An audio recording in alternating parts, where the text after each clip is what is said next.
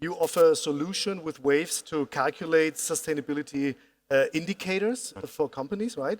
So how do you look at these numbers and this specific topic with, let's say, educating the consumer in the end? And and also coming back to the growth factor, how much did you grow and maybe profit from the development of the sustainability segment? Yeah, so what I can confirm is that there are a lot of people talking about sustainability. Really, there's a big communication on all levels in politics, in economics, and everywhere in society. But there are a few who really act, and that what I want to focus on you is, on the one hand, you are consumer, yes, and that what Matthias said is totally right.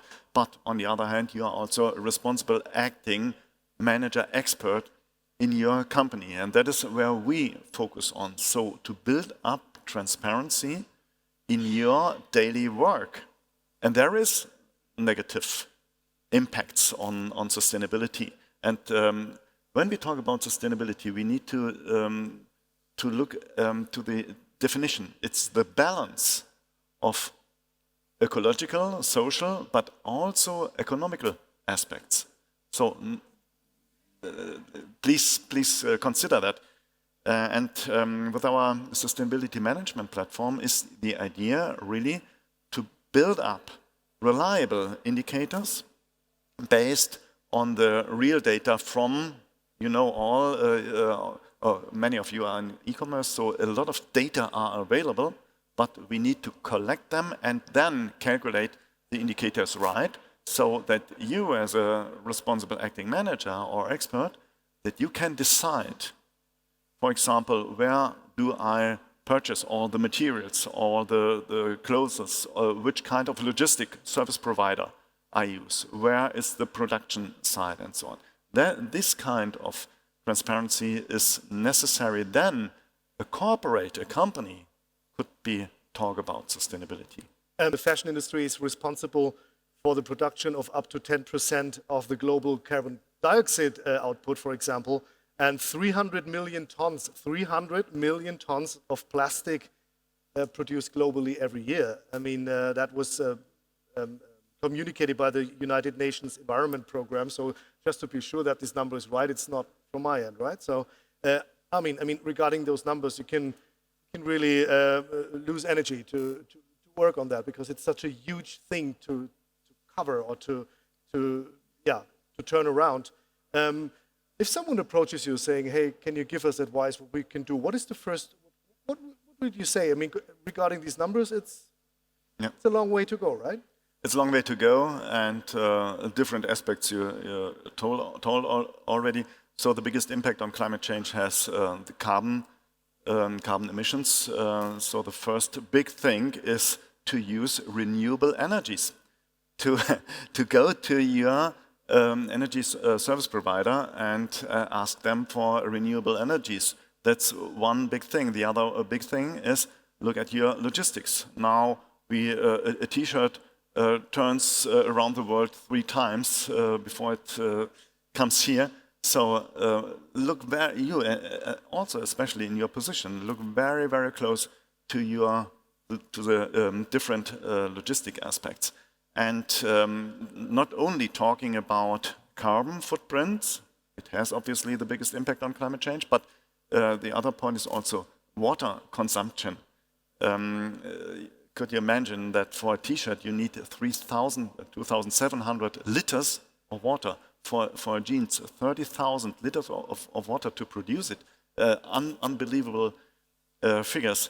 And it is very disadvantaged if these productions are in very dry zones, in countries with high temperatures and so on. And the point of microplastics. We see a lot of unbelievable pictures from animals who are dying and so on. But 35% you mentioned from the worldwide microplastics is from fashion, from products. So, but I don't want to be too global.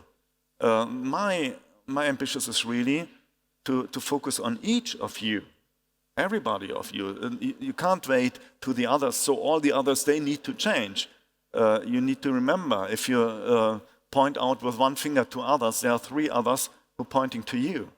So you are responsible, and to build up a consciousness, to build up awareness about your negative impacts, and that is also the reason why currently I wrote a book. It's called Learning Sustainability, and it addresses responsible acting managers and experts in the companies really to look at your activities, where are your negative impacts and how can you reduce. There's really just 1% of textile is really recycled, 1%. And there are a few other percents used for other purposes. What I want to point out is on the one hand, yes, the product itself repairable and recycling, but it affects your business models. These are completely new business models, and it's not growth, and it's not making more revenues and selling more products. It affects you directly. So that to come back also to all of your influences or possible influences to look the services around. Repair could be one, but all the distribution, the storage, the packaging processes, there are a lot of other services where you can optimize from your perspective as well. I want to bring up one other point, is the regulation. So from the EU, there's a new initiative starting from 2025 about circular economy in fashion. So that will affect, and like all others. So I'm in sustainability since more than 20 years. And very, very long time, I hope to find a lot of intrinsic motivated people.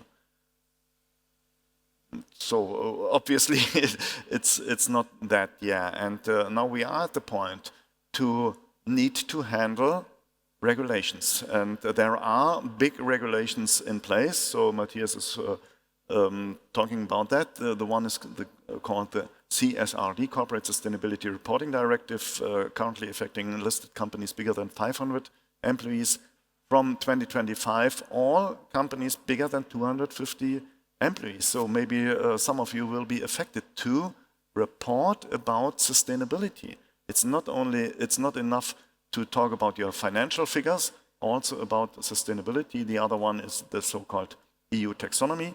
And the third one that will come later on, 2026 and later, it's a so-called Corporate Sustainability Due Diligence Directive, CSDDD.